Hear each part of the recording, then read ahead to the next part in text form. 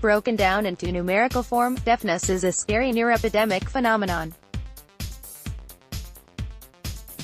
In the UK, 11 million people have hearing loss, with the figure likely to rise to 15.6 million, or 1 in 5 of us, by 2035.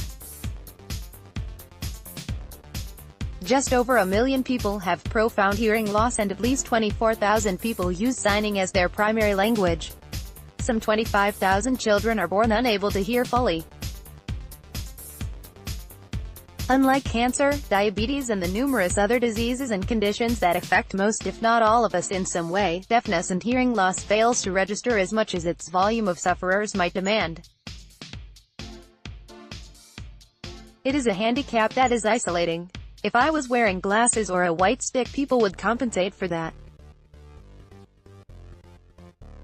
With the deafness, you're sitting here and someone comes up to you and says, "Excuse me," and you ignore them. They think you rude so-and-so, explains Paul Whitcomb, the audiology director of the Chingford Specsavers and several other branches across Essex. I hear both Paul and the chinking of spoons on saucers, chattering coffee drinkers and unhappy babies that fill the Costa we sit in loud and clear. For me, experience of hearing loss is confined to a particularly congested week following Glastonbury Festival, in which the hum of the Pyramid stage stuck in my ears as a shrill ringing, and watching my dad have his ears siringed by a nurse friend while on holiday. If not pleasant, neither were lasting or particularly affecting experiences. Perhaps this is to do with the career I've chosen. The Navy was the worst for it, Mr. Whitcomb continues. If you're an engineer or in an engine room, you're in a closed capsule. They tend to have the worst ones, then the artillery and Air Force engineers. Factories are bad as well. I used to work in Romford a lot, and anyone who came from Ford's I didn't need to test. You'd know they would have hearing loss, while modern-day health and safety procedures and the ubiquity of ear protectors mean drums are far less likely to perforate now than 30 years ago. People blasting music through earbuds are Mr. Whitcomb's customers of the future, and enough to make up for the country's declining factory population. The reason I have taken the train to Chigwell is not just to learn the facts of hearing loss, however. I am there to experience it. Mr. Whitcomb ushers me through the presentable Specsavers shop floor into the cluttered staff room out back, sits me down and has a look in my ear. His enjoyably delicate surveying is quickly exchanged for a hasty clotting of my canal with a cotton bauble on the end of a string which hangs out of my ear.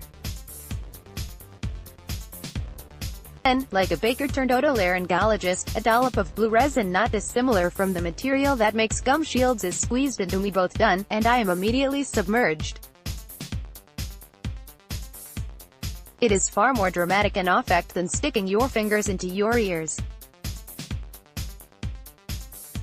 It feels like putting your head underwater, but without the comforting knowledge that coming up for breath will stop the eerie effect. I am left to wait by the reception for a moment to peer round at the shop, heartbeat hammering in my ears. Either I am suffering from hallucinatory symptoms of incredibly early onset sensory deprivation, or I can hear the blood pumping through the veins of my face. Over the course of the afternoon I would spend only an hour deaf, in that short time walking with Mr. Whitcomb to the shops and attempting to buy another cup of coffee.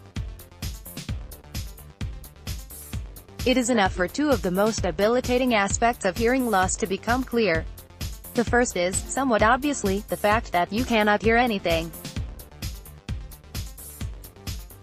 Twice on our trip to the shops, Mr. Whitcomb had to stop me from walking out in front of a car, so used have I become to timing my jaywalking to the hum of an engine. If this is the dangerous aspect, then there is also the inconvenience of having to crane forward towards your companion and squint at their lips. Perhaps less obvious but far more overwhelming was how embarrassing the whole experience was. Twice I had to ask the barista in Costas to repeat herself when she asked for milk, prompting her to look at me with a slight air of pity. Being unsure of whether I was hearing my voice come out of my mouth or instead vibrate through my skull meant volume control was impossible, and shouting in public inevitable. And worst of all, walking through Chigwell while excruciatingly conscious of something no one else can see is to feel a creeping sense of embarrassment and dread, like I had a strand of toilet paper stuck onto my foot.